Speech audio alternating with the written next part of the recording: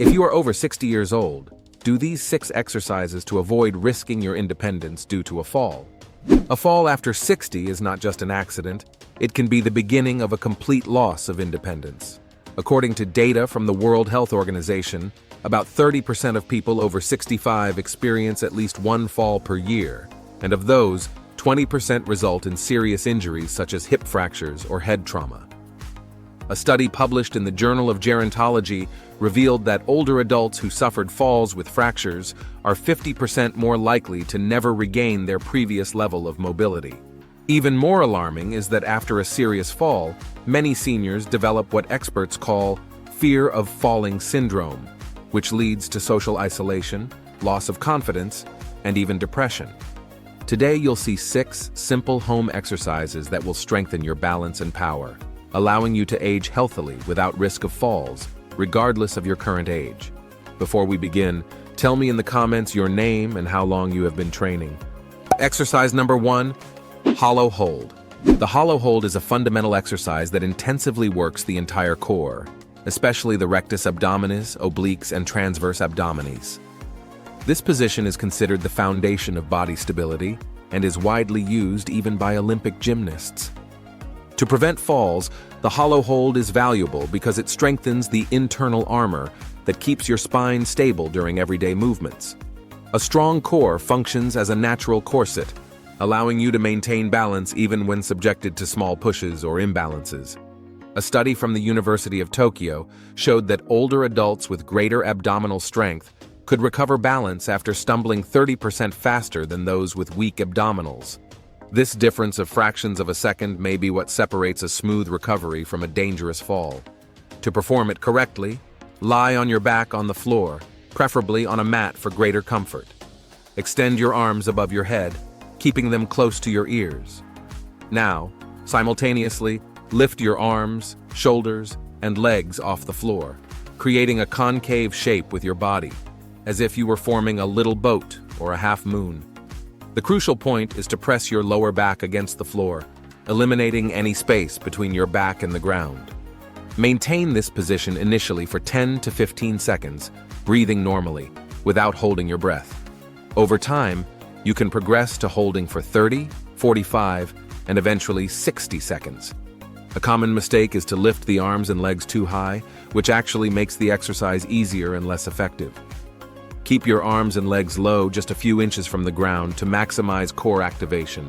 Another frequent error is arching the lower back. Remember that the goal is to keep your back glued to the floor. To gradually intensify the exercise, you can progress in 3 ways. First, by increasing the holding time, then by alternating between extending and flexing your knees while maintaining the position, and finally by adding small scissor movements with your legs. The hollow hold is especially valuable for seniors because it causes no impact on the joints and can be performed even by those with mobility limitations. The core strengthening provided by this simple but effective exercise creates a solid foundation for all body movements, drastically reducing the chances of imbalance and falls. Exercise number 2, mountain climbers. Mountain climbers are a dynamic exercise that works multiple muscle groups simultaneously, with special focus on the core, quadriceps, hip flexors, and shoulders. This combination makes it exceptionally effective for improving coordination between the upper and lower body, a crucial factor in preventing falls. This exercise helps prevent falls by developing what experts call reactive strength, the body's ability to respond quickly to changes in balance. Researchers at the University of Michigan found that muscle reaction speed decreases by about 17% each decade after age 50. But exercises like mountain climbers can partially reverse this decline. To perform it correctly, start in a plank position, with your hands aligned under your shoulders and your body forming a straight line from head to heels. Keep your abdomen contracted, activating your core. Bring one knee toward your chest, keeping the foot on the same side suspended, without touching the floor. Return that leg to the starting position, while simultaneously bringing the opposite knee to your chest. Continue alternating legs at a controlled pace as if you were climbing horizontally. When performing the movement, keep your hips stable and prevent them from rising or falling. The key is to keep the core engaged throughout the exercise to stabilize the spine. Breathing is fundamental. Exhale when bringing the knee to the chest and inhale when returning to the starting position. The most common error in this exercise is letting the hips rise, transforming it into a movement similar to a leg press. This drastically reduces core activation and diminishes its benefits. Another frequent error is performing the movement too quickly, sacrificing quality for quantity. To make the exercise suitable for seniors, especially beginners, you can perform it by supporting your hands on an elevated surface, such as a stable table or chair. This reduces the intensity and allows you to focus on proper technique. As you gain strength, gradually lower the support point until you can perform the exercise on the floor. To intensify mountain climbers, you can increase the duration of the exercise, starting with 20 seconds and progressing to up to 60 seconds. Another option is to make the movement slower and more controlled, increasing time under tension. For more advanced practitioners, adding a slight trunk rotation to bring the knee toward the opposite elbow adds a rotational stability component. Exercise number 3, lateral walk. The lateral walk is a fundamental exercise that focuses on the hip abductor muscles, lateral trunk stabilizers, and quadriceps. These muscles are crucial for lateral body stability, an area often neglected in traditional exercise programs, but extremely important for preventing falls. A study published in the Journal of Gerontology demonstrated that weakness in the hip abductors is directly associated with a 54% higher risk of falls in older adults. This occurs because these muscles are responsible for stabilizing the pelvis during walking. When they are weak, they cause lateral instability that can lead to trips and loss of balance, especially when turning or making sudden lateral movements. To perform the lateral walk correctly, stand with your feet parallel, shoulder width apart, and knees slightly flexed. Keep your core engaged and your posture erect, with your chest elevated. Take a lateral step with your right leg, moving it to the side about 8 to 12 inches. Then, bring your left leg closer, always maintaining the same distance between your feet. Continue this movement for 8 to 10 steps to the right, and then return in the opposite direction with the same number of steps. An essential detail is to keep your feet always pointing forward, not allowing them to rotate outward during the movement. This ensures that the hip abductors are properly activated. Keep your body weight equally distributed between both feet and avoid tilting your trunk during the exercise. The most common error in the lateral walk is taking very small steps, which drastically reduces the effectiveness of the exercise. Other frequent errors include not keeping the knees flexed throughout the movement, allowing the feet to turn outward, or excessively swaying the trunk from side to side. To intensify the exercise, you can gradually increase the amplitude of the lateral steps or add more sets. An effective progression is to perform the same movement in a semi-squat, keeping the knees flexed at approximately 45 degrees throughout the entire set, which significantly increases the muscular work. For more advanced practitioners, adding a mini resistance band just above the knees creates additional resistance. To adapt the exercise for beginners or people with greater mobility limitations, you can perform the movement holding onto a stable surface such as a table or counter for greater safety. As you gain confidence, gradually reduce the support until you can perform the exercise without assistance. Before we continue, don't forget to subscribe to the channel. Having constant access to science-based information is what will help you progress with long-term health in the world of bodybuilding. Exercise number 4, standing calf raises. Standing calf raises are a fundamental exercise that primarily works the gastrocnemius and soleus muscles, which make up the calf. These muscles are essential not only for locomotion, but also for postural stability and fall prevention. A fact that many people don't know is that the calf is considered the second heart of the body. This is because these muscles play a crucial role in venous return, helping to pump blood back to the heart against the force of gravity. This mechanism is particularly important for people over 60, who often already have some circulatory compromise. In the context of fall prevention, researchers at the University of Sydney found that weakness in the calves is associated with up to a 40% reduction in recovery capacity after a stumble. This is because strong calves allow for a quick and effective response when balance is challenged, especially when walking on irregular surfaces or climbing stairs. To correctly perform standing calf raises, position yourself near a wall or stable chair that you can use as light support for balance. Keep your feet shoulder-width apart, with weight evenly distributed. Raise your heels off the floor, standing on the balls of your feet, rising as high as possible. Hold the position for 1 second at the top of the movement, focusing on contracting the calves. Then, slowly lower your heels until they touch the floor again. To maximize benefits, it's essential to perform the exercise on a step or elevated surface. This allows for greater range of motion, as the heels can descend below the level of the toes, providing a more complete stretch and greater muscle activation. A common mistake is performing the movement too quickly, without control. Ideally, rise in 1 second and lower in 2 seconds, always maintaining complete control of the movement.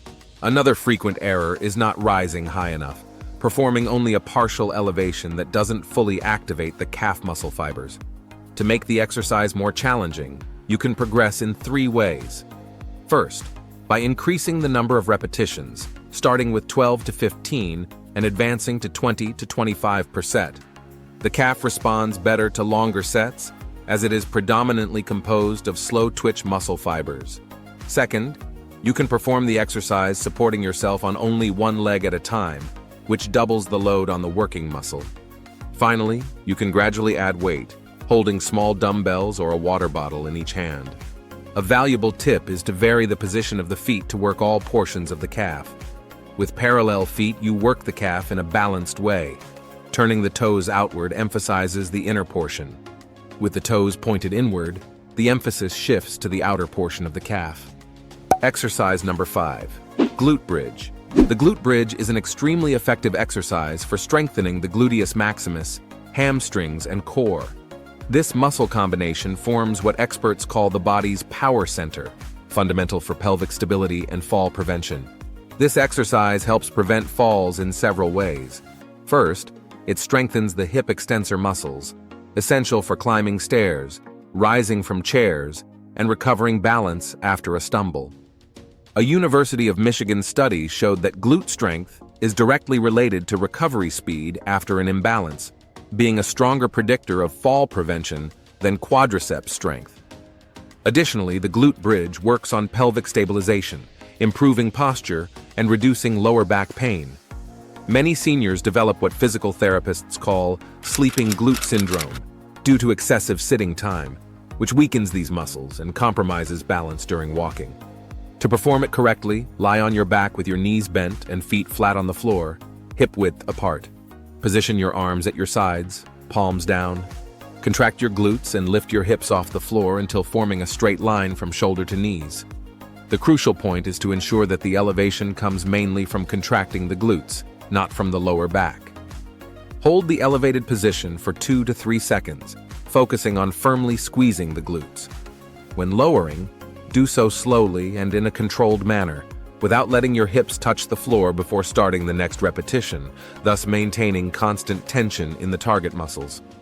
A common error is excessively using the lower back to raise the hips, which can cause back discomfort and reduces glute activation. To avoid this, think of pushing the floor with your heels while raising your hips, directing the effort to the glutes. Another frequent error is not raising the hips enough, performing only a partial movement that doesn't fully activate the muscles. For people over 60 who are starting out, I recommend beginning with 2 sets of 10 repetitions, holding the elevated position for just 1 second. As strength increases, progress to 3 sets of 15 repetitions, increasing the holding time at the top to 3 to 5 seconds. To gradually intensify the exercise, there are several effective progressions. The first is to increase the holding time in the elevated position, reaching up to 10 seconds. The second is to raise one extended leg while maintaining the bridge position with the other leg, which significantly increases the demand on the glutes of the supporting leg. Finally, for the more advanced, you can place a small pillow or cushion between your knees and squeeze it during the movement, which adds activation of the adductors and hip stabilizers. Exercise number 6. Chair squat. The chair squat is one of the most functional and effective exercises for people over 60, intensely working the quadriceps, glutes, core, and to a lesser extent, the calves, and ankle stabilizers. This muscle combination forms the basis of functional independence in daily life. For preventing falls, the squat is unparalleled. A study published in the Journal of Gerontology showed that older adults with greater quadriceps strength had 65% fewer chances of suffering falls compared to those with weaker muscles. This is because the quadriceps are fundamental for knee stabilization during walking and for balance recovery after a stumble. Even more impressive, researchers at Boston University found that the ability to rise from a chair without using hands is one of the strongest predictors of functional independence and longevity in seniors. Each second less to complete 5 consecutive rises was associated with a 14% increase in the chances of independent living after age 80. To perform the chair squat correctly, position a stable chair against the wall to ensure it doesn't move. Stand in front of the chair, with feet shoulder-width apart or slightly wider. Keep your chest up, shoulders back, and core engaged. Extend your arms forward to help with balance. Bend your knees and hips as if you were going to sit down, controlling the movement until your buttocks lightly touch the chair seat. At this point, without fully resting on the chair, propel yourself upward through your heels, returning to the starting position. A crucial aspect of the technique is to keep your knees aligned with your toes, without allowing them to project too far forward or deviate inward. Keep your weight evenly distributed between the front and back of your feet, with slight emphasis on the heels during the rising phase. A common mistake is letting the knees collapse inward during the movement, which places undue stress on the joint and reduces muscle activation. Another frequent error is excessively leaning the trunk forward, which transfers the load to the lower back region instead of keeping the focus on the quadriceps and glutes. For beginners or people with mobility limitations, start by allowing a complete rest on the chair between repetitions. It's also perfectly acceptable to use your arms to assist in the initial movement, gradually reducing this support as strength increases. To intensify the exercise, you can progress in several ways. First, by eliminating the pause on the chair, performing the movement continuously without rest. Second, by increasing the time in the eccentric phase, counting to 4 while lowering, which significantly intensifies the muscular work. Third, by gradually reducing the height of the chair, using cushions to elevate the seat initially and progressively removing them. Finally, for the more advanced, you can add a short pause in the lowest position before rising. These 6 exercises form a complete fall protection system, strengthening each critical area of the body to ensure your stability and independence. Performed regularly, 2 to 3 times a week, they can completely transform your mobility and confidence in just a few weeks. If you liked this and also want to discover 4 other exercises that if you're over 60, you should never do because of the risks they bring, and unfortunately many physical education professionals continue to recommend them, we've left a video appearing right now on the screen showing better which these exercises are. Don't miss it. Thank you for watching until here, and may God bless you, my friend.